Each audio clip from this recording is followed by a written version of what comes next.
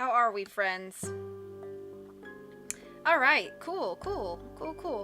I hope you guys are doing well. I had to get in a little bit of dance because that's the best Nancy Drew song ever created. Mambo, everybody mambo. I hope you guys are doing great today. I worked extra long hour today, so that was fun. Actually, it wasn't fun at all, but I just got home approximately 15 minutes ago, and then I threw this together so that we could have a stream. Have a reading aloud stream, because they have that new fancy tag on Twitch now. Thanks, guys, for being here. Let me know if music is doing okay. Thank you. It's a piratey shirt, I think. Kind of looks piratey, right? I don't know. Hi, Riddy. Let me know if how music is. If music is too loud, I will cut it down a little bit.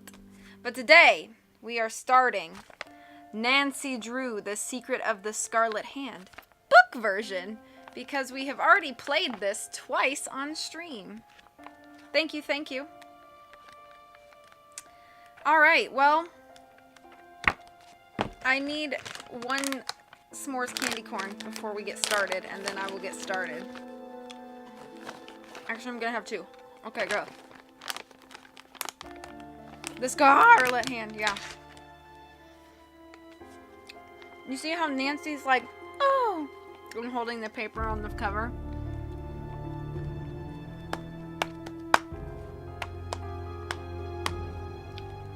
Yeah, I know.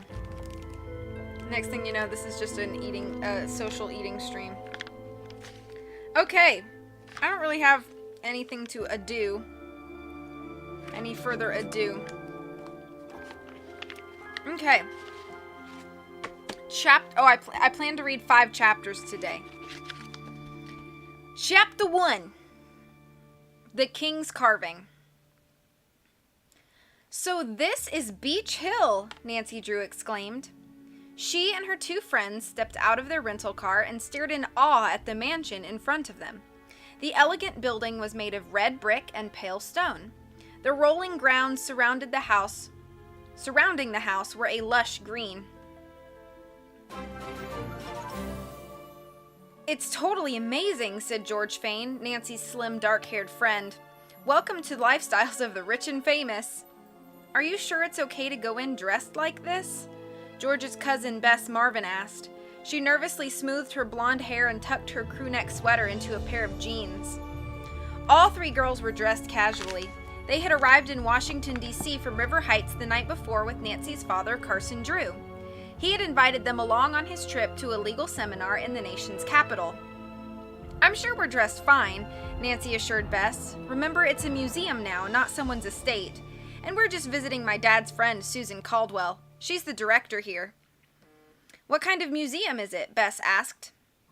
Dad told me that they exhibit pre-Columbian art, Nancy explained. He says it's all stuff from South and Central America, dating from before Christopher Columbus landed there. You mean art from the Aztec and Inca civilizations? George's eyes lit up. I remember studying them in world history. Nancy pulled open the mansion's heavy, polished oak door. The girls stepped into a grand, marble-floored lobby. Nancy gave her name to a guard sitting behind a large oak desk. Mrs. Caldwell's expecting me, she added. As the guard phoned in their arrival, the 3 friends gazed around the octagonal lobby. Long galleries stretched off it in different directions. This is so elegant, Bess sighed as she took in the shining marble floors, gleaming wood doors, and burnished brass fixtures. Whoever used to own this house must have been really rich. Just then, a petite, middle-aged woman entered the lobby through a side door. She had short blonde hair and was wearing a tailored silk suit. The woman held out her hand to Nancy. You have to be Nancy Drew, she said with a friendly smile. You look so much like your father. Nancy returned her smile. Except for my hair, she said, gesturing to her shoulder-length reddish blonde hair. Everyone says I get it from my mother's side of the family. Nancy's mother had died when she was a young child. Since then, her father had raised her along with the help of their housekeeper, Hannah Gruen. Nancy introduced Susan Caldwell to Bess and George. Dad sends his regards, she added. I hope I'll see him while you're here, Susan Caldwell said. He and my husband were close friends in law school, but we haven't seen Carson for a few years now. I'm sure you'll get together, Nancy said. He has to be in meetings all day, but most of his evenings are free. Well, would you like to see Beach Hill? Susan asked. It's an extraordinary place. Let me give you a tour. Mrs. Caldwell led Nancy and her friends through a door into the high-ceiling gallery. It was like entering another world. The gallery's freestanding glass cases and wall-mounted displays were filled with beautiful objects. Bowls, medallions, small statues, ornaments, some made of gold, others of stone. Nancy was mesmerized by the objects' colors and textures. Beach Hill was originally the home of Samuel and Lavinia Cartwright, Susan Caldwell explained. They bought the house and land in the 1930s and named it Beach Hill for the old copper beech tree in the main garden. She continued talking as the girls admired the objects in the room. When Samuel Cartwright was sent as the American ambassador to Mexico, he got interested in the native Indians who lived there before the Spanish arrived, the Olmec, Maya, and Aztec peoples. He started to collect pre-Columbian art, although other art collectors at the time thought he was crazy. Why? Nancy asked. Looking at the beautiful objects in the gallery, it was hard to imagine anyone not being interested in them. They thought these were works by primitive, uneducated people, not art at all, Susan answered. They thought it was not worth buying. Well, that's a pity it didn't stay that way. A voice with a soft Latino accent spoke up behind them. Nancy turned and found herself facing a dark-haired young man with intense eyes. People like the Cartwrights stole my country's art, he said bitterly. They locked it away so only rich Americans could see it. Beach Hill is open to the public, Susan protested. Anyone can come here, you know that, Alejandro. It's not that simple, the young man scowled. Is the art of your country thousands of miles away where your people can never see it? Alejandro? A brisk voice called from the next gallery. A gray-haired older man entered, his thick black spectacles magnifying the concerned look in his eyes. Hello, Henrik, Susan said. Alejandro and I are having our usual discussion. The director was obviously trying to play down Alejandro's anger, but Nancy could tell from Susan's expression that the young man's accusations bothered her. The man called Henrik laid a friendly hand on Alejandro's shoulder. My friend, you need to be more diplomatic. Nancy noticed that he spoke with an accent too. She guessed that he was German or Dutch. After all, you are a diplomat, Henrik added with a smile. But his smile went unreturned. Instead, Alejandro just glowered. Glowered? I'm afraid I'm forgetting my manners, Mrs. Caldwell said, changing the subject. Nancy Drew, George Fain, and Bess Marvin, this is Henrik Vanderheun, our curator, and this young fellow is Alejandro Del Rio, a cultural attaché with the Mexican consulate.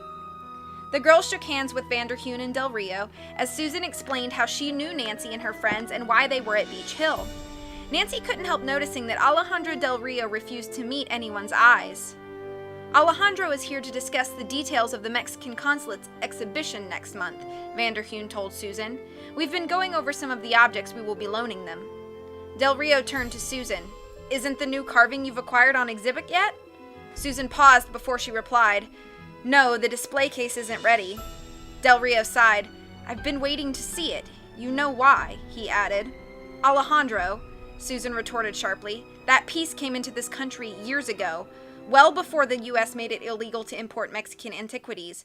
Isn't it better for it to be displayed here instead of being hidden away in someone's private collection as it used to be? The best situation would be to return it to my country, Del Rio shot back. Alejandro, I hear what you say, Vanderheun put in. I somewhat agree with you, I must admit. It was wrong for American collectors to take the art of your country away. Honestly, Henrik, what's done is done. Susan frowned at the museum's curator. Are we supposed to return everything now? You could start with the carving you just bought, Del Rio told her. Before Susan could reply, Vanderheun took Del Rio by the elbow. Come, Alejandro, we still have work to do, he said smoothly. Good morning, ladies. Enjoy your stay in Washington, D.C. Then he and Del Rio left through the side door. Susan Caldwell sighed. I'm sorry you had to hear that, she apologized. Alejandro can be very rude. What exactly is he objecting to? Nancy asked, puzzled. Don't the museums in Mexico have any pre-Columbian art? Of course they do, Susan Caldwell said. The National Museum in Mexico City has a splendid collection, but that's not what bothers him. I'm afraid I'd have to bore you with a lot of history to explain it properly. That's okay, Bess piped up. We're used to being bored during history lessons. George winced and jabbed her cousin in the side. Nancy chuckled. "Please tell us," she urged Susan. "Well," the director began, "when the Spanish conquerors arrived in Mexico in the 15th century, they destroyed the culture of the Aztecs. Very little Aztec art remained once they were done. It's still a sore point for many Mexicans. In the late 19th century," she went on, "archaeologists discovered the ruins of the Maya and Olmec peoples, Indians who had lived in Mexico before the Aztec Empire. But as they dug up these artifacts, many of the sacred sites were robbed. This happened frequently during the time when the Cartwrights collected." "So Del Rio thinks some of the objects here were stolen from those sites?" Nancy asked. Susan Caldwell shook her head. "No, if they were, they would have been returned long ago," she said. In the 1970s and 1980s, the United States and many Latin American countries agreed to stop the removal of pre-Columbian art from its native country. Experts also checked the origins of any pre-Columbian art that had already been removed. If something looked like a stolen piece, the art was sent back to its country of origin. The Cartwrights, though, had been very careful, and every piece they had bought had a solid provenance. "Provenance?" Bess echoed. "What do you mean?" "It's like a pedigree. It tells you where the art came from and who owned it," Susan Caldwell explained.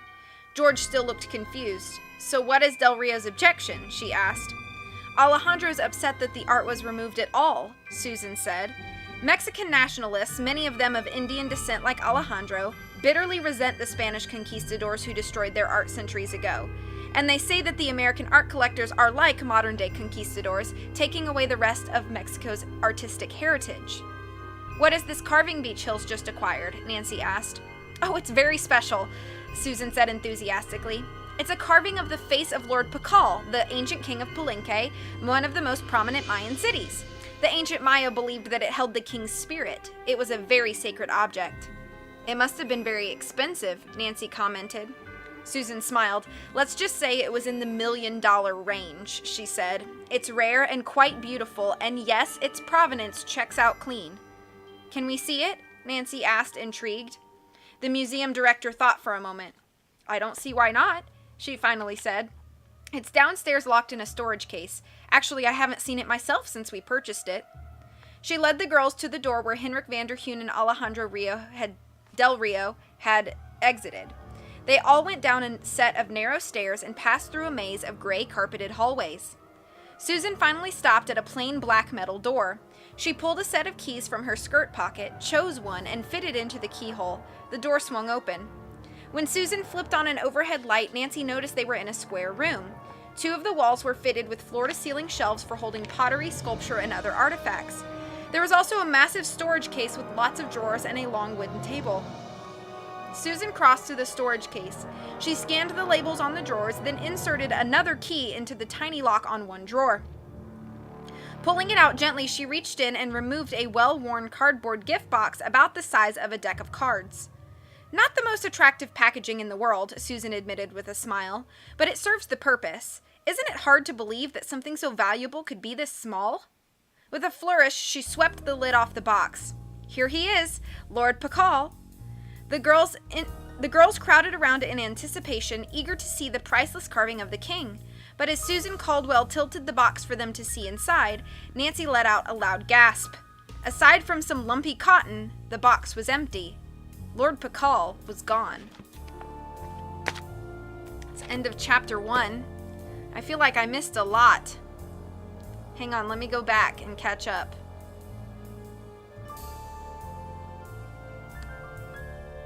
Oh, man.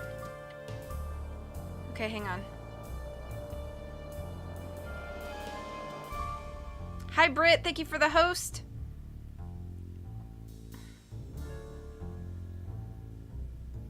Crewneck sweaters.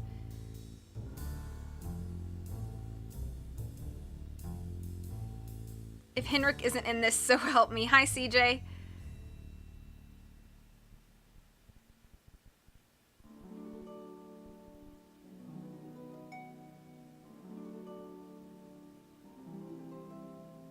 Lavinia, like from Downton Abbey. Copper Beaches, like in Sherlock Holmes. I think Susan Caldwell is supposed to be Joanna Riggs, or rather, Joanna Riggs is supposed to be Susan Caldwell. So I don't know why they changed her name, if she serves the same purpose. You know what I mean? Like, I don't know. The story is pretty derivative already, especially being that if the carving is gone from the beginning, like that, the carving isn't gone from the beginning in the game, and it's already on display. Hi, Justin. How are you today? Thank you for the host. Henrik! Who is Henrik? I can't remember. Henrik is the curator that works in the lab, and spoilers, he is the one that, like, loses his memory later. He is so nice already. Okay, be safe driving. Glowered? Yeah, that's what I think so too. I hear you, but I don't really. I hear you, but I don't care. Safe lurking. Hello, Gamer Ghost. How are you?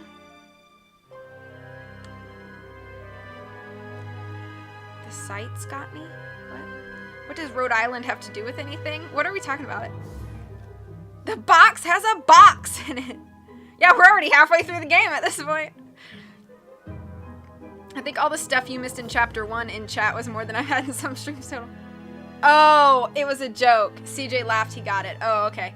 I'm doing well, Justin. It was a very busy day, but sorry for not realizing you were making a joke, Holland. Alright, well, this story is already off to a fast start. I don't like that Bess and George are there. You know what I mean? Like, I kind of like that in the games, Bess and George are more, like, phone friends than they are, like, actual traveling companions. I don't know. But what other... Taylor Sinclair is the only character that is in the game that we haven't yet met, so let's see if it's the same. I hope Poppy Dada is in this book. That's probably true, Holland.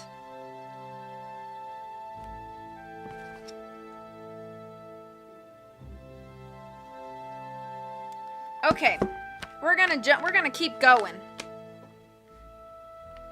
Chapter 2, The Scarlet Handprint. The carving is missing? Susan Caldwell cried. It can't be! She flew back to the storage drawer and began to poke around inside. Maybe it fell out, she muttered. She reached her hand deeper into the drawer. When she pulled out her hand again, she was clutching something in her palm. What'd you find? Nancy asked. I don't know. Susan slowly opened her fingers. Laying in her palm was a small square of folded paper.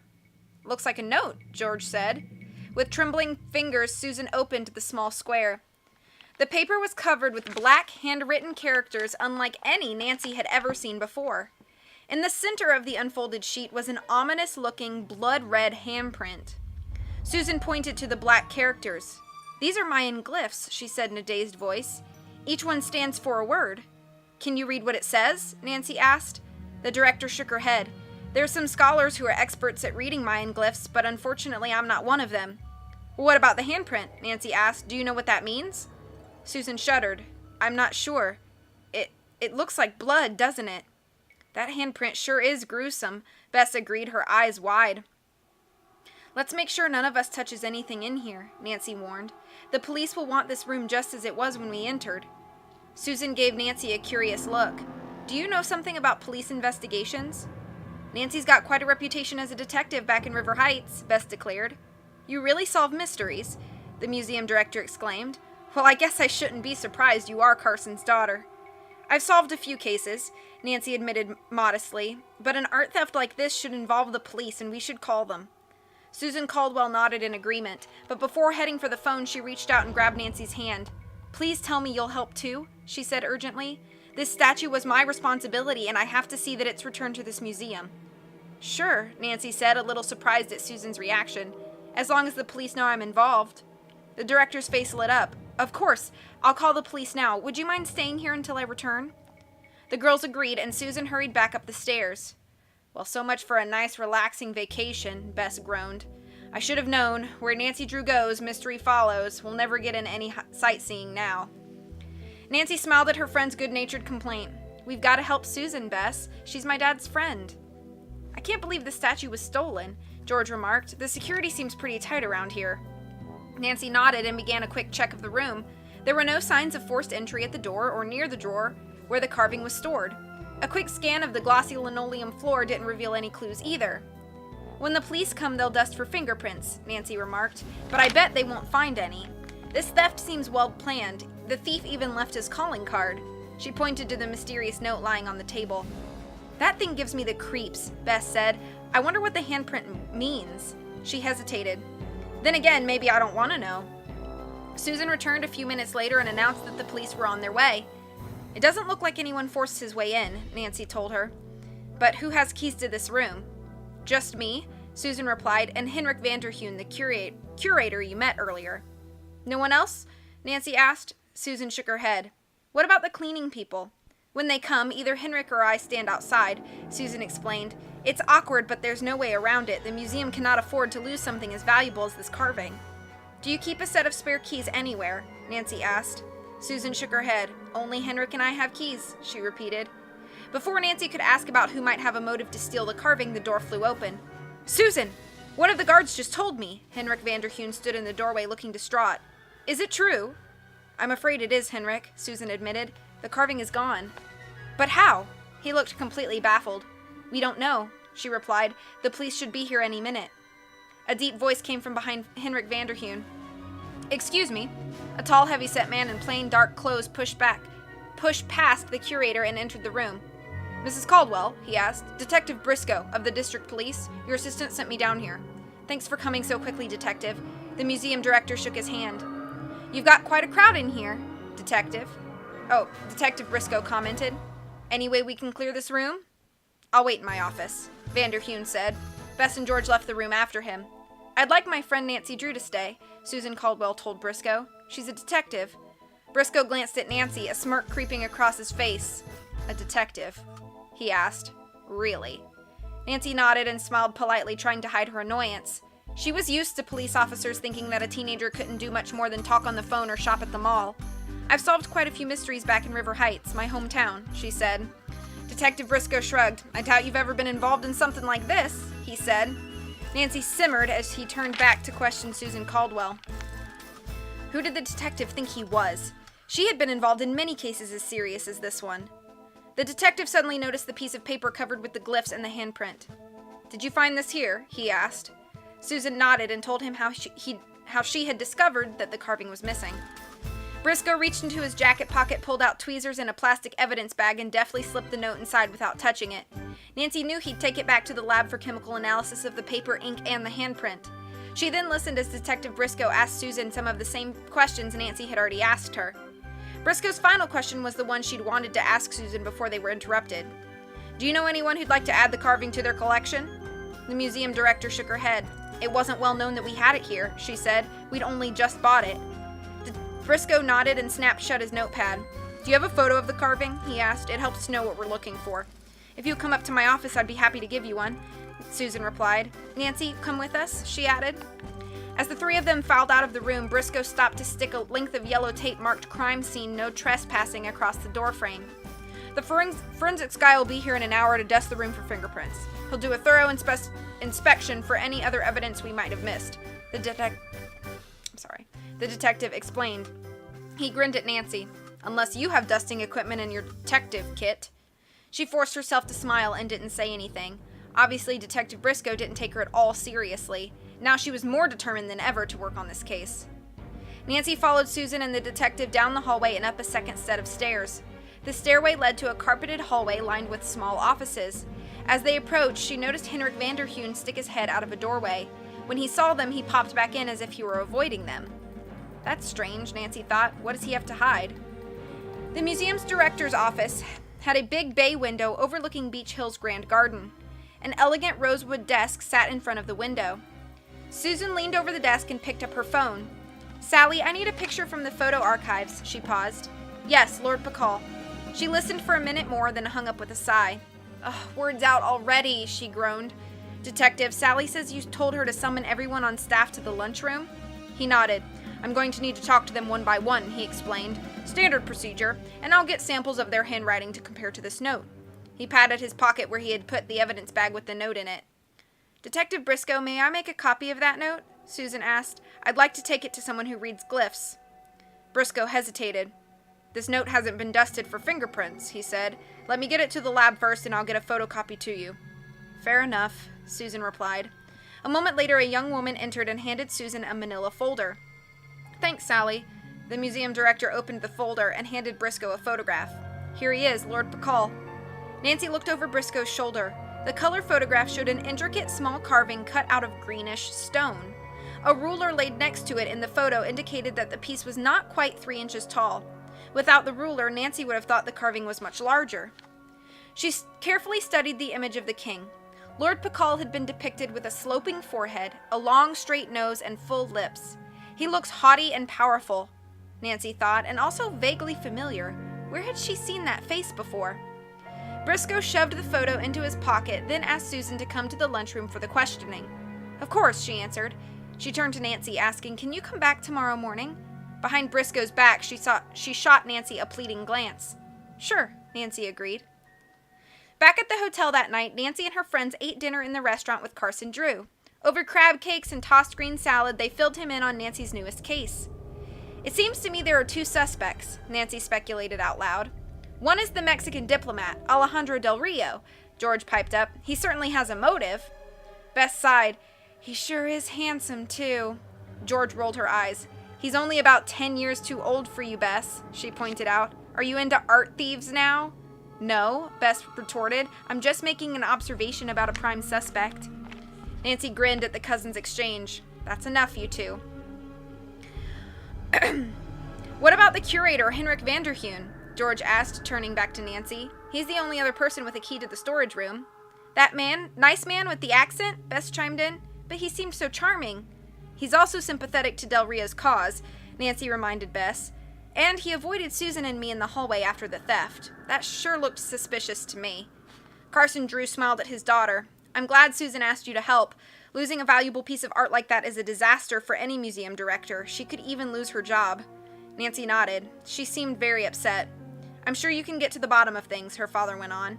Nancy certainly hoped so, even if Detective Briscoe didn't agree with her father's high opinion of her. The next morning, Nancy, Bess, and George walked down the hallway to Susan Caldwell's office.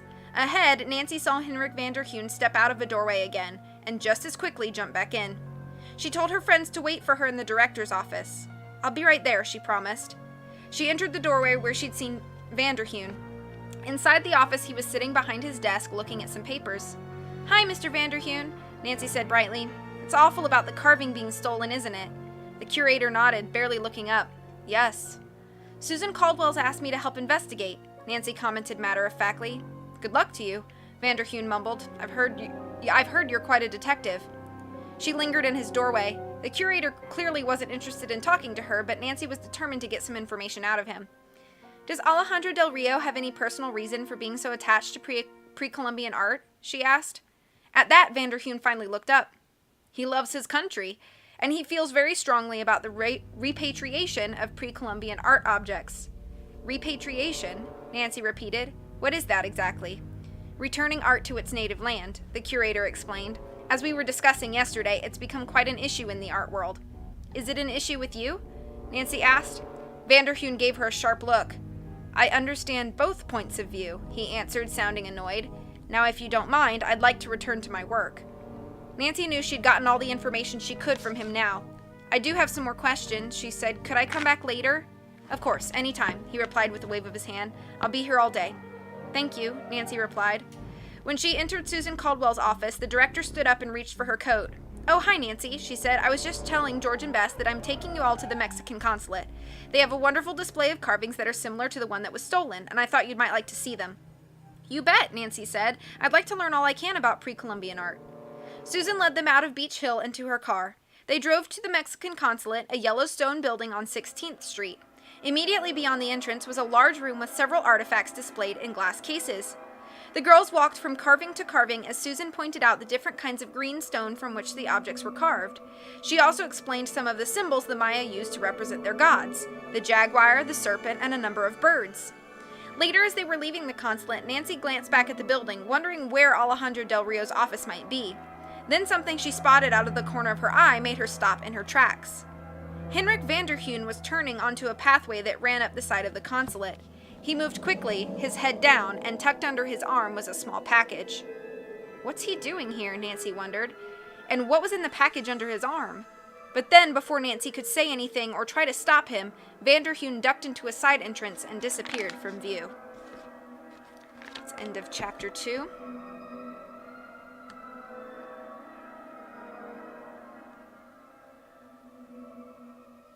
Oh, I joked that George heard Providence as Providence. Oh. It's definitely weird with no build-up. I think they made a smart choice in the game to push the theft back. Yeah, me too. Have a good night, Justin, even though you're already gone. Wipe that smirk off your face. Can we kill off the detective? He looks haughty and powerful. No, haughty. Right, haughty. No, Bess said, I'm just about the bad boys. If he's innocent, no interest. Henrik is so charming. Henrik is the curator. Susan is like the director. So I'm confused. It's almost like Henrik is more in Joanna's position and Susan is more like Franklin Rose. But she has an office at Beach Hill. That's kind of what I'm gathering. Hi, Summer. Hope you're doing well. The car music just made me think that I would not be mad if they revamped Car or did a better amusement park mystery. Yeah, that's why we had Detective Barbie.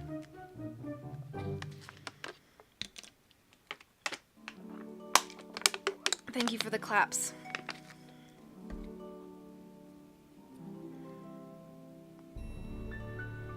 All right, shall we press on? 3 more chapters today.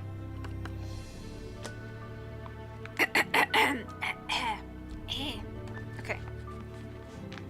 Chapter 3. Danger in the Garden. I just saw Henrik Vanderheun. Nancy grabbed Susan Caldwell's arm and pointed to the side door. Susan squinted in the bright sun. Where? She asked. He went in through that entrance, Nancy explained. The odd thing is, he told me earlier that he was going to be at Beach Hill all day. He had a package with him, too. Susan looked surprised. I've known Henrik a long time. Surely you don't suspect him. I'm just curious about him, Nancy told the director cautiously. She knew it was natural for Susan to trust someone she'd known for so long, but she might be trusting the wrong person. I'm sure Henrik is here to see someone about the upcoming exhibition, Susan assured Nancy. Maybe some question arose after he spoke to you. There are so many details involved in mounting an exhibition. Nancy nodded, staying silent. Until she had further evidence, she wouldn't say anything more about Vanderheun to Susan. On the way back to Beach Hill, the 4 of them discussed the stolen carving. Susan, I meant to ask you, George piped up from the back seat. Who was this Lord Pakal anyway? Was he a real guy? Oh, yes, Susan replied. Inscriptions found on other objects at Palenque revealed that he was born in 603 and came to the throne when he was 12. Bess gasped. Isn't that a little young? The museum director laughed. Not in Mayan culture, she said. He ruled for 68 years, turning Palenque into one of the leading cities of its time. But after his death, Mayan civilization began to fade. Why? George asked. No one really knows, Susan answered. We suspect its population increased too rapidly and outgrew its food supply, or maybe battles between rival cities killed off many people. Neither explanation has been proven yet. When was this image of Lord Pakal carved? We're not sure of that either, Susan admitted. He looks pretty young in the carving, so we think it might have been made to commemorate his marriage to the Lady Apohel. What's the carving made of? Bess asked. You keep calling it greenstone, but it sure looks like jade to me. The Maya carved a number of different kinds of stone. Jade, jadeite, serpentine, Susan answered, but all were some shade of green. The Maya themselves called them all greenstone, so that's the term that we art historians use. Are the jades we saw at the consulate as valuable as the one of Lord Pakal? Nancy asked. The museum director shook her head. Lord Pakal is unique, she said. The carving has enormous historical value because Lord Pakal was king of a great Mayan city, and of course the carving itself is beautifully done. That's why it had such a high price tag. Susan steered the car into Beach Hill's parking lot. As they climbed out of the car, she glanced at her watch. We're just in time for my meeting with Taylor Sinclair. He's the art dealer who sold Lord Pakal to us, she told the girls. Detective Briscoe wanted to speak with him, and I've arranged to see Taylor afterward. She glanced at Nancy. I'd like you to meet him, too. He knows everyone in the world of pre-Columbian art. He may have some ideas about who's behind the theft. In the lobby of Beach Hill, Nancy spotted a silver-haired man in gray slacks and a navy blue blazer. He was leaning against the oak desk, chatting with several guards. Since the theft at Beach Hill, security had been tightened, Nancy noticed. Uniformed guards were everywhere. "Taylor!" Susan exclaimed. "My dear!" Taylor Sinclair straightened up and clasped Susan's hand. "I am so sorry for your loss." They hugged briefly. "I hope Detective Briscoe didn't give you the 3rd degree," Susan said to him. Sinclair shrugged. "I emerged unscathed," he joked. He pretended to dust off his jacket. "Don't make fun, Taylor," Susan chided him. "This is serious." "Yes, I know," he replied, "and it happens more than we'd like to admit, doesn't it?" "What happens?" Nancy put in. Taylor Sinclair turned in her direction. "Art theft," he said, as if it should be obvious to everyone. "It happens all the time." "This is Nancy Drew," Susan said, introducing her. "Nancy is a detective, Taylor. She's helping us to investigate the theft." Nancy winced as Susan finished making introductions all around. "The fewer people who know what I'm doing, the better," she thought. "So you're a detective," Taylor Sinclair said, fixing his blue eyes on her. "Do you have any suspects in the case?" "Well, there are several people who don't think Beach Hill had a right to the carving," she said vaguely. "Ah, the repatriation bunch," Sinclair rolled his eyes. "You don't think they have a valid point?" Nancy asked him. "Some of the pieces they're objecting to have been in this country for years," Sinclair said. "Whenever a major piece of pre-Columbian art comes on the market, they always sing the same song of woe. I've learned to ignore it." He's not very sympathetic to Alejandro Del Rio's cause, Nancy thought. She noticed that Susan looked surprised at Sinclair's attitude as well. "Anyway, the provenance of the Lord Pakal carving is very secure," Sinclair said breezily. "The documents prove that." "Would it be possible for me to see those documents?" Nancy asked. "I don't see why not," Susan said. "I'll get them from Henrik's files." "Henrik doesn't seem to be here," Sinclair informed Susan, "and Briscoe told me he'd searched high and low for those papers with no success. Luckily, I brought my own copies." Sinclair lifted his sleek leather attaché case. "But let's look at them in your office, Susan. It's getting a little noisy in here." He glanced scornfully over his shoulder at the chattering tour group that was beginning to fill the lobby. As Susan and Sinclair started toward Susan's office, Nancy turned to Bess and George. "Why don't you guys take a walk through the galleries and gardens?" she suggested quietly. "See if you notice anything unusual." The two girls nodded, then headed for the nearest gallery.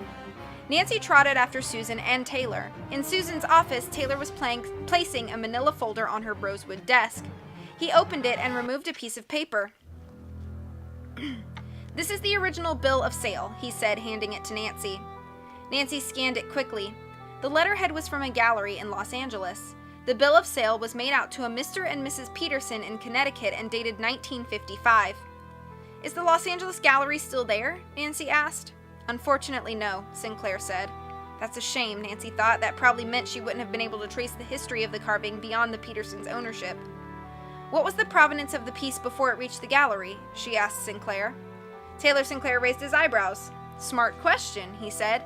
"It came into the country legally in the 1940s and was in private hands at first. Then the market for pre-Columbian art got hot and the Los Angeles Gallery acquired it." "Who were the Petersons?" Nancy asked. "They were well-known pre-Columbian art collectors," Sinclair explained. "They both died last year, and their estate quietly began to sell pieces from the collection." He pulled out another piece of paper. It was a letter to Sinclair from a Connecticut lawyer's office dated earlier in the year. It informed him that the Petersons' collection was up for sale.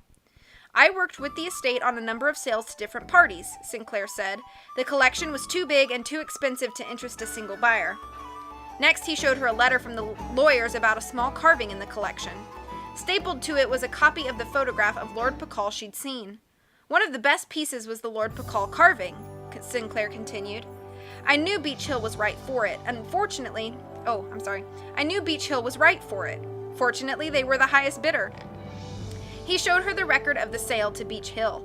As Susan Caldwell had indicated, the price for the carving was well over $1 million. "Do you get paid for handling the sale?" Nancy asked him.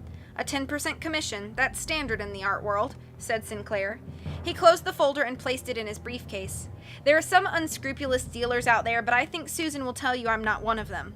Susan nodded. "We've worked with Taylor for years." "Well, I've got to be on my way," Sinclair said, picking up his briefcase. He turned to Susan. "Let me know if you need me for anything," he added. "I will," she promised as she showed him out of her office. Taylor Sinclair's presentation of the documents had been very professional, Nancy thought, but there was something about him she didn't like. You mentioned that you knew someone who could decipher the writing on that piece of paper we found in the drawer, she reminded Susan. Oh yes, John Riggs, Susan said. He's an archaeologist at the Museum of Natural History. I've made an appointment with him for you this afternoon at 2. She handed Nancy a photocopy of the thief's threatening note. Detective Briscoe sent over this morning. He'll have the report on it this afternoon. I'd like to see Riggs with you, but the insurance adjusters want to talk to me this afternoon. Lord Pakal was insured, thank goodness. If he isn't found soon, we'll have to file a claim. She briefly told Nancy how to find Riggs' office in the museum. Nancy promised to call her afterward and left. As she passed through the hallway to the lobby, Nancy gazed out at Beach Hill's front lawn through a set of French doors. Henrik Vanderheun was walking toward the entrance, still carrying the package he'd had at the consulate. Then she saw him stop in his tracks. Taylor Sinclair strolled into view. As the two men started talking, Nancy stood still, watching alertly. Judging from the expressions on their faces, especially Henrik Vanderheun's, this was not a friendly discussion. Vanderheun and Sinclair exchanged more words, then Sinclair walked away briskly, heading for his car. Vanderheun watched Sinclair's departure, an angry expression on his face. Then he stalked off into the gardens of Beach Hill. Nancy dashed out of the mansion and toward the gardens. She had a lot of questions for Vanderheun. She could not let the curator get away. She pushed through the wooden gate and found herself in a formal flower garden enclosed by tall stone walls. Vanderheun sat on a low wooden bench across the garden. His head hung low, and he seemed deep in thought. Nancy called out to him from across the garden. Mr. Vanderheun? He flashed her an irritated look. There's something I'd like to ask you. Nancy started toward him, but before she could reach him, a movement above his head caught her eye. A stone statue of an armless woman teetered on the wall above Vanderheun. Watch out! Nancy shouted. She raced over to him, but before she could reach him, the statue toppled off the wall and struck the back of Vanderheun's neck. With a horrible moan, Henrik Vanderheun pitched forward. He fell down face first. The statue's shattered pieces scattered around him. That's end of chapter 3. Okay, before I catch up on chat. So it seems like Susan is Franklin Rose is Susan. Joanna is a man in the book, and she and Henrik's roles seem to have been swapped. So what did she say? An archaeologist. So John Riggs is an archaeologist, and Henrik Vanderheun is the curator. So that's strange. Okay, let me go back and catch up now. It is very different so far.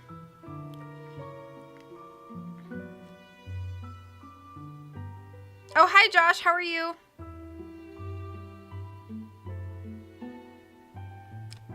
Oh, no problem. You can lurk, Summer. Enjoy. Welcome back, Colin. Lord Forquad. Are you a detective or are you an art thief posing as a detective? Yes. Have fun at school, Josh, even though you're already gone. Not Henrik, no! Joanna is a Mrs. Doubtfire. I'm gonna have to try to sort this in my head. Yeah, so, okay, let's do it like this. In the book, you have Susan Caldwell. In the game, you have Franklin Rose. They're the same person. In the book, you have Alejandro Del Rio. In the game, you have Alejandro Del Rio. That didn't change. Same with Taylor Sinclair and Taylor Sinclair. Those are the same. In the book, you have Henrik Vanderheun. And in the game, you have Joanna Riggs. They're the same position. In the book, you have John Riggs. In the game, you have Henrik Vanderheun, and they are the same position.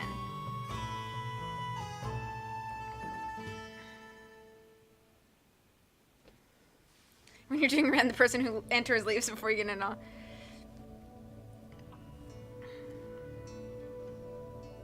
Taylor Swift Claire.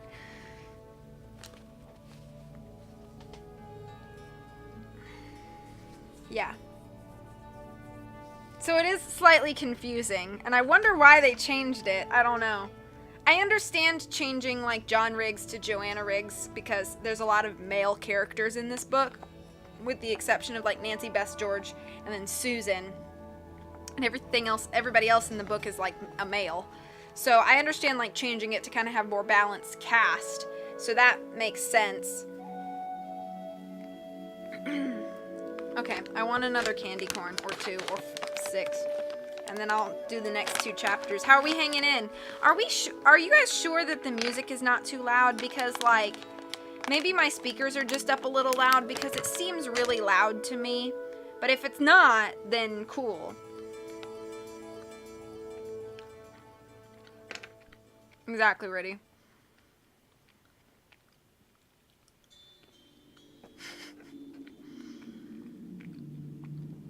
Okay. Okay. Okay. Thank you. Sounds good. I'm gonna eat 2 more, because I grabbed 7.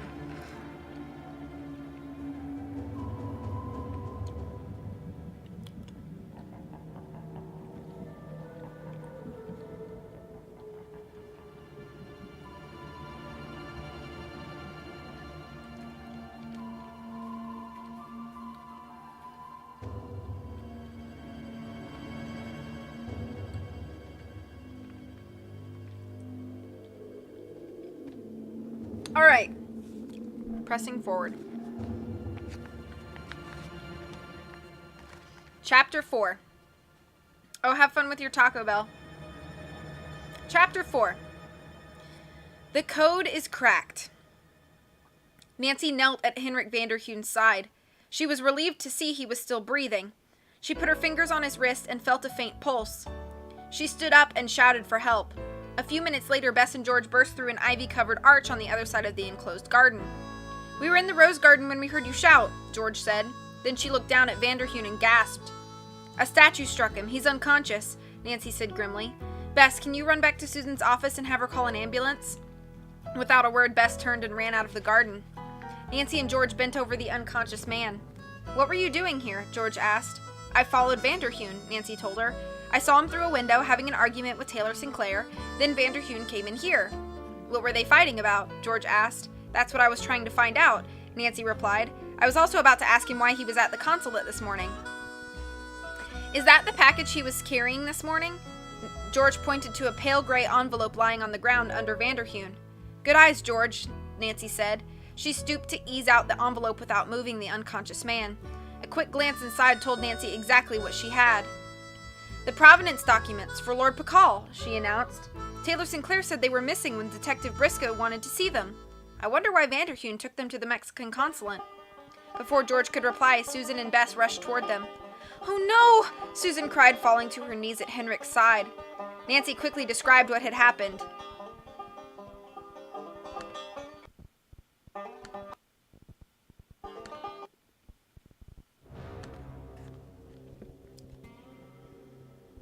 "The statue fell?" Susan asked, shocked. She glanced over at the broken chunks on the grass. "I can't imagine how. It's bolted to the wall." Just then, the wail of a siren pierced the air, and Susan jumped up and ran back toward the mansion to direct the paramedics. A few minutes later, the ambulance attendants laid Vanderhoon on a stretcher and took him to the waiting ambulance. Susan hopped in the back. "I'm going to the hospital with him," she told Nancy. "Don't forget your appointment with John Riggs, and call Detective Briscoe to get the results of those lab reports on the note. We've got to get to the bottom of this before anybody else gets hurt." So I'm not the only one that thinks this wasn't an accident, Nancy thought as the ambulance drove away. She turned to Bess and George. "Let's take a look at the wall." Inside the garden, she handed the provenance documents to George. Then she jumped up onto the bench where Vanderhoon had been sitting and examined the top of the wall. "Just as I thought," she exclaimed a minute later. "What is it?" asked Bess. "The statue was held to the wall with iron brackets," Nancy said, "and they've both been unscrewed." She pulled the brackets off the wall and showed them to Bess and George. "Someone deliberately pushed that statue off the wall." "But who?" George asked. "That's what we're going to have to find out," Nancy said. "You two didn't see anyone suspicious hanging around the garden, did you?" "No," Bess answered. "Lots of tourists are walking around the grounds, but no one seemed unusual." Nancy glanced at her watch. She had an hour or so before her appointment with John Riggs. "Let's go back to Susan's office and call Detective Briscoe," she suggested.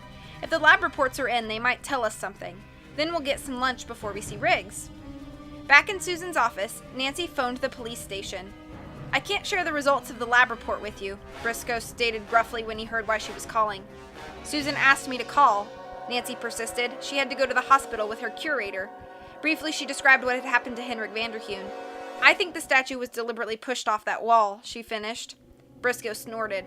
"Don't let your imagination run away with you. This is an art theft, plain and simple." "Fine," she shot back, annoyed that Briscoe wouldn't even consider her theory. "Can you at least give me the lab results so they're waiting for Susan when she returns?" Briscoe clucked his tongue in exasperation. Okay, here it is. The ink is your standard bottled fountain pen ink, and the paper is good quality drawing paper. Either one of those would be available at any art store. It's the red handprint that's the oddball," he added. "Why?" Nancy asked. "The lab's chemical analysis says it's made of mercuric sulfide," he responded. "Which is?" Nancy prodded. "A powdered mineral," Briscoe said. "The lab report suggests that it was mixed with water to make a paste. Then someone dipped his hand in it and left his handprint on the paper." "His?" Nancy echoed. "How do you know it wasn't a woman?" "The print's large enough so that it's almost certainly a man's," Briscoe informed her. "But he was clever enough to smudge the fingerprints so we can't read them, and there aren't any prints on the note itself either." Briscoe went on to tell Nancy that the storage room was completely clean as well. There wasn't a shred of evidence. "Smart thief," he added. For the first time since she'd met him, Nancy found herself agreeing with Briscoe. "Tell Mrs. Caldwell I've notified the International Art Authorities," Briscoe went on. About all they'll do at this point is put art dealers on notice that the carving's missing in case it shows up anywhere. But the authorities figure it's probably already in the hands of some private collector by now. "I'm going to see John Riggs, an archaeologist at the Museum of Natural History," she told him. "Mrs. Caldwell says he'll be able to decode those Maya glyphs. Maybe that'll tell us something." "If it leads you anywhere, let me know," Briscoe remarked. "I'll follow up on my interviews with the staff yesterday, but if you want to know what I think, that carving's gone for good, and we can't spend a lot of time and money looking for something that no one will ever find." Nancy said goodbye and hung up the phone with a sigh. "Briscoe doesn't sound very hopeful about finding that carving," she told Bess and George. "Then Briscoe doesn't know you," Bess said loyally. "Is there a mystery you haven't solved yet?" This brought a small smile to Nancy's face. "Not that I know of," she admitted. "Okay, let's go." George held up the gray envelope that contained the provenance documents. "Should we leave these on Susan's desk?" Nancy thought for a moment. "No, I don't think she'd want them left lying around." "Let's take them. They'll be safer with us." After a quick lunch at an outdoor cafe in Georgetown, Nancy and her friends drove downtown to the Museum of Natural History. On the way, Nancy tried to fit together the few available pieces of the puzzle. I said that weird. "Really, all I have are questions," she burst out in frustration to Bess and George. "Why was Henrik Vanderheun at the consulate this morning? What was he arguing about with Taylor Sinclair, and who tried to harm him?" "Now that Vanderheun's in the hospital, he's not exactly available for questioning," George pointed out. "Maybe he knew something and the thief wanted to quiet him." Nancy nodded as she pulled the car into a parking lot next to the museum. The three friends climbed out of the car and headed for the museum. The Museum of Natural History filled an entire block, its solid granite facade punctuated with heavy columns and wide, tall windows. In front of the museum, a life-size sculpture of a dinosaur was swarming with climbing, giggling children. The girls hurried up the steps of the building, weaving in and out of the crowd. Inside the main rotunda, they stood in a sea of people, mostly parents and their children. Nancy quickly spotted an information desk off to one side and went over to get a floor plan. They quickly located Riggs' office on the map and headed toward it, though through a maze of galleries filled with Native American relics. Finally, they turned down a narrow hallway off the far end of a gallery. "Riggs' office should be right here," Nancy announced. She stepped up to a doorway, peered in, and saw a slightly built, sandy-haired man sitting behind a plain black metal desk. "John Riggs?" Nancy asked. The man stood and offered her a freckled hand. "Miss Drew," he welcomed her. "Come in." Nancy introduced Bess and George, and then they all sat on folding chairs he set up at the front of his desk. "I guess Mrs. Caldwell told you about the theft of Lord Pakal?" Nancy began. John Riggs leaned back in his chair and put his feet up on the desk. "It's a shame, isn't it?" he said in a cheerful voice. "They spent so much money for it. If this museum had bought it, it would be here now. Safe." Nancy couldn't hide her surprise. "Your museum bid on the carving too?" "Oh yes. Taylor Sinclair had quite a little bidding war going," he said, sounding bitter. But Beach Hill won. That's how it goes, I suppose. They've got all the money. Is there a pre-Columbian collection in this museum? Nancy asked. Riggs nodded. Yes, and the carving would have filled a major gap in it, he said. It also would have been seen by many more people if it were here. Ignoring his dig at Beach Hill, Nancy pulled the copy of the thief's note out of her file. Susan Caldwell says you can decipher this. Nancy handed it to him. Can you? John Riggs swung down his feet, took the photocopy from Nancy, and placed it on his desk. I may be one of the few people who can, he said. He pulled out a lined pad and began to follow the glyphs, writing down words as he went. A few moments later, Riggs raised his head. His eyes met Nancy's. The message is not pleasant, he said grimly. It threatens anyone who tries to find the carving with death, by dismemberment. Dismemberment? Bess cried. Doesn't that mean chopping off arms and legs? Nancy nodded. I'm afraid so. Whoever wrote this knows their glyphs, John Riggs went on, and the message was taken from an old Mayan inscription. The handprint is an interesting touch, he said. The police lab says the handprint was made out of a substance called mercuric sulfide, Nancy said. Does that mean anything to you? Riggs nodded. Mercuric sulfide is the scientific name for a red powder that's commonly called cinnabar, he explained. The Maya thought it was precious and they often rubbed it into their carvings. The red powder made the lines of the carvings stand out. I don't have any, otherwise I'd show you what I mean. Nancy pulled the photo of Lord Pakal from her folder. Is this what you mean? She asked. She pointed to a red crust inside some of the curves that outlined Lord Pakal's face. Yes, Riggs said. Only the most important objects were rubbed with cinnabar, of course. Lord Pakal's image was sacred to the Maya. So sacred that someone might want to steal it back for their country? Nancy asked. Riggs gave her a questioning look. Perhaps, he murmured. Nancy looked intently at Lord Pakal's face again. Suddenly it came to her, the person whom he reminded her of. At that moment, Nancy heard the shuffle of someone's feet in the doorway behind her. She turned and saw the man whose face she'd just been thinking about, Alejandro Del Rio. End of chapter 4.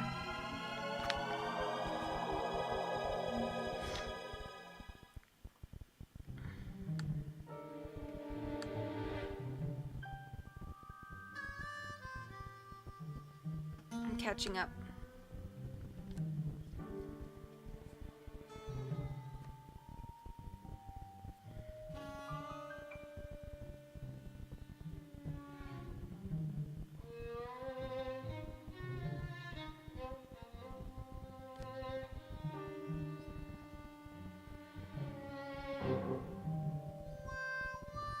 Yeah, Holland, when you texted me, you were like, what was that look for? I moved my leg and my hand was sitting on top of my leg and I basically smashed my hand into the bottom of my desk, and that's when I was like, ow.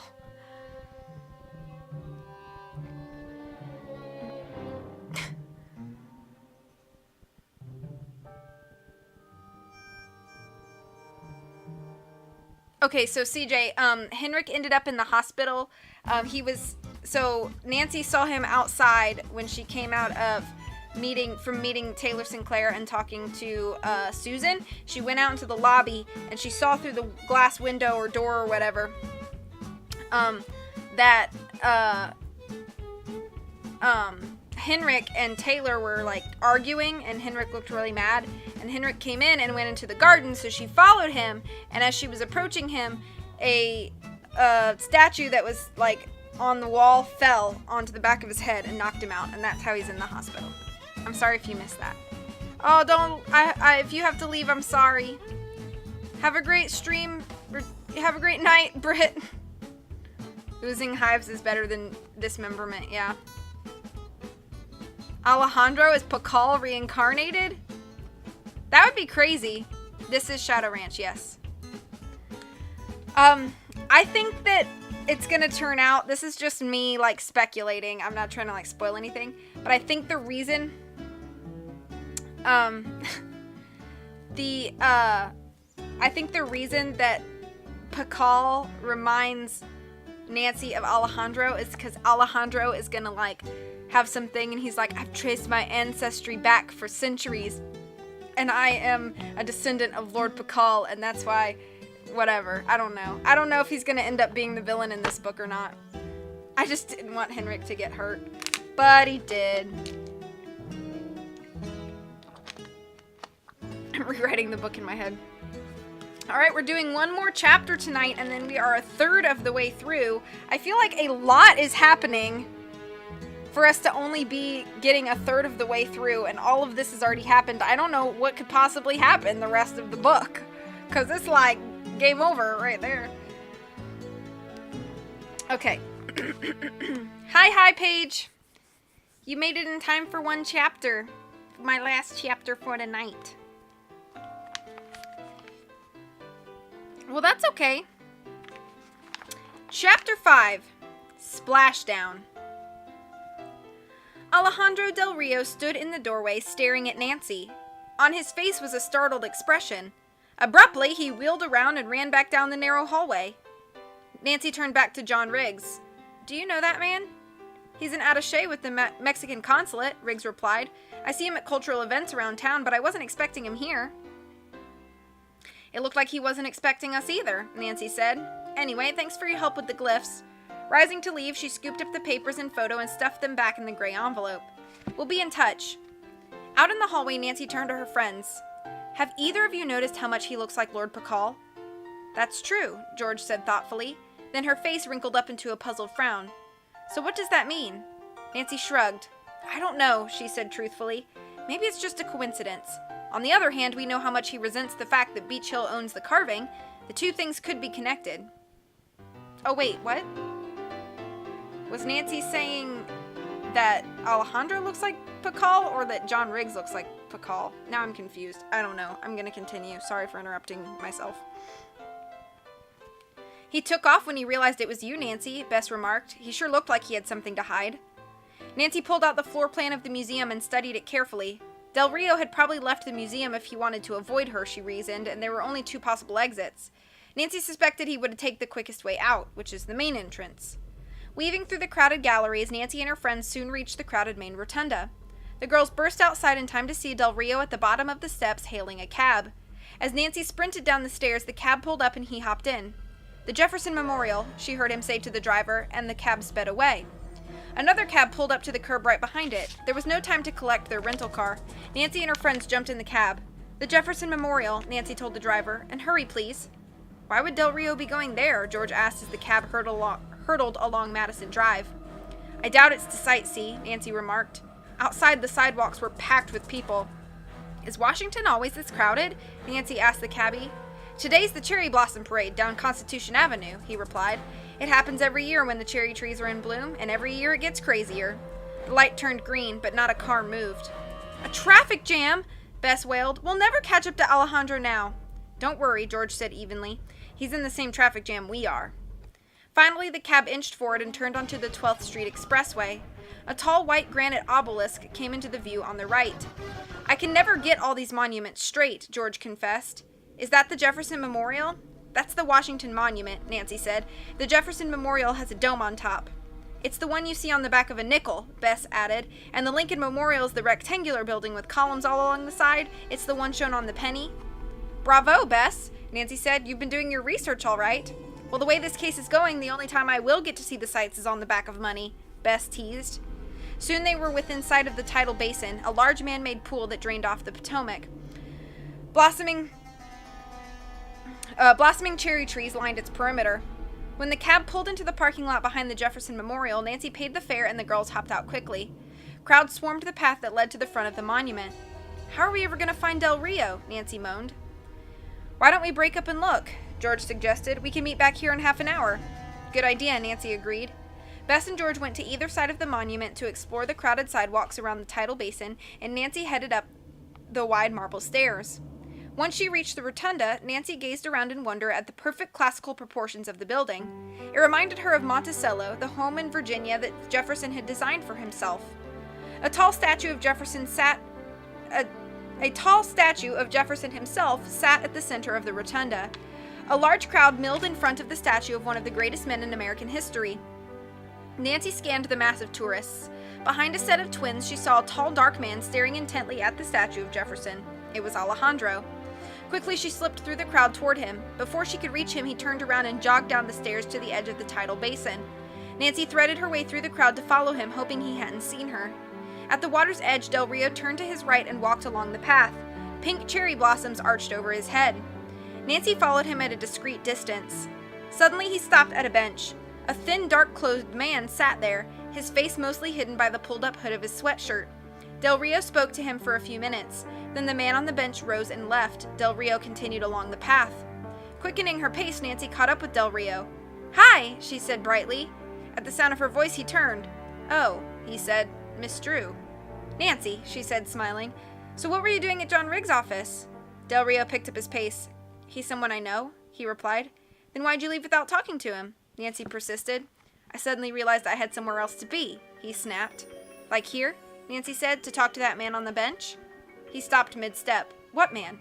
Then he threw his head back and laughed. "Oh, that man. All he wanted to know was whether I had any spare change." "It took you quite a while to tell him no," Nancy pointed out. Del Rio shrugged. "Some people won't take no for an answer," he replied. He began to walk again. Nancy kept pace. "I know that you don't approve of Beach Hills having the carving of Lord Pakal," she began. Del Rio turned to her with a furious look. "Look, is there a point to this questioning?" Nancy softened her voice. "I wanted to hear more about why you feel so strongly about the stolen carving belonging in Mexico." "Why should I explain my thoughts to you?" He narrowed his eyes. "Because I'm investigating the theft of the carving of Lord Pakal," Nancy told him, "and any information I gather helps." Del Rio paused for a moment. "It should have never been at Beach Hill in the first place," he started angrily. "It belongs in its homeland. Frankly, I wish I had stolen the carving. At least I would make sure it ended up in the right hands." What did that mean? Nancy wondered. Did Del Rio know something about the theft, or was he trying to throw her off the track? She drew a deep breath. "Did you steal the carving?" she asked boldly. He halted in his tracks. "How dare you ask me that?" His face was twisted with rage. "I won't know unless I ask," Nancy responded calmly. "And you have a motive for stealing it." Del Rio waited a moment before he replied, "I may have a motive, but I am not a thief." With that, he strode off. Nancy let him go. She knew there was no point in continuing the conversation. She had no evidence linking him to the theft. All she had was the unsettling feeling that he was keeping something from her. She turned and walked slowly back to the memorial, still holding the gray envelope with the provenance documents under her arm. She could see Bess and George in the distance, sitting on the steps and looking around for her. She started to wave to them, when someone in the crowd behind her yelled, "Look out!" She turned and saw a speeding bicycle bearing down on her. Pedaling furiously was a thin, dark-clothed man with a hooded sweatshirt, the same man that Del Rio had been talking to a few minutes earlier. "Hey!" she yelled. She leapt onto the grass alongside the tidal basin. The cyclist steered his bike onto the grass behind her. Swerving to the right, he reached with one hand for the gray envelope tucked under her arm. As Nancy yanked it out of his grasp, she lost her balance and toppled into the shallow water of the tidal basin. Frantically, she held the gray envelope above her head out of the water. Several tourists rushed over to help Nancy as the cyclist sped away. When she pulled herself up out of the pool, she was drenched from head to foot. "Are you all right?" a kind-looking older man asked as she sat trying to catch her breath. "I'm fine," she nodded. "What nerve!" the older man harumphed. "They ought to have licenses for bikes, apparently. That man practically ran you over." Nancy stood and felt water ooze out of her sneakers. Bess and George rushed over. "Nancy!" Bess cried. "Are you okay?" "I'm fine," Nancy told her friends. "Just drenched." She handed the gray envelope to Bess. "Keep this dry and hold it close," she ordered. Nancy reached down to wring out the tail of her wet shirt. George handed Nancy some tissues from a pocket pack. "These won't exactly dry you off," she said, "but they're better than nothing." Nancy smiled her thanks and wiped her face dry. "I saw the guy who did it," George went on. "He flew past us on his bike." "Did you get a good look at him?" Nancy asked. "He was thin and dark-haired," George replied. "How could you tell?" Nancy asked. "Didn't he have the hood of his sweatshirt pulled up?" George nodded. "Yes, but his hair was sticking out." She smiled wryly. "I guess he didn't have time to comb it after knocking you into the basin." Nancy quickly told her friends about what happened with Alejandro Del Rio. "I'm sure the man who chased me was the man I saw Del Rio talking to earlier." Bess and George gasped. "Why would he want to hurt you?" George asked. "I don't think he wanted to hurt me," Nancy said. She pointed to the gray envelope Bess was now holding. "That's what the guy on the bike was after. Those provenance documents." End of chapter 5. And all I'll read today.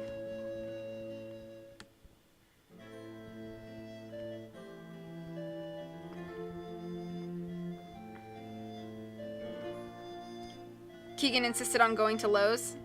I mean, that's still fun. And yes, this is Blackmore Manor music. I'm just playing them in game order. Cherry blossoms at the water's edge. Do they cast a shadow? Are you the villain? Yes. Mystery solved. Would an innocent man flee? Smiled Riley. I heard smelled Riley. Did I say that wrong?